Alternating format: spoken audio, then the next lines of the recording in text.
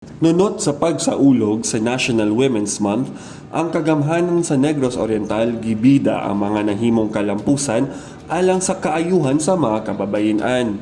Usa niini ang paggama sa Gender and Development Resource and Coordinating Council na maoy nagdumala sa budget ug mga programa sa women's welfare ug gender equality.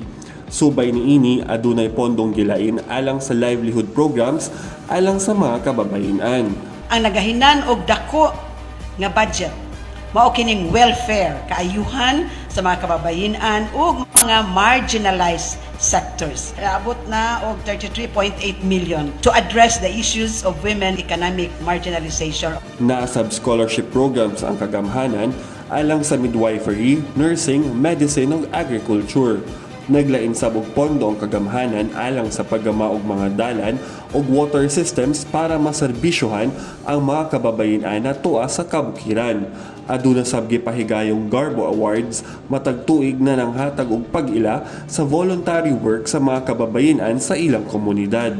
Dako ang pasalamat ni kolumna sa anhing Gobernador Roel Digamo na nihatag og suporta alang sa kalambuan sa kababayen-an sa probinsya. As such, he was a staunch advocate of gender equality and women empowerment. Alang sa maayong balita sa Negros Oriental, ako si Ray Anthony Lamotan.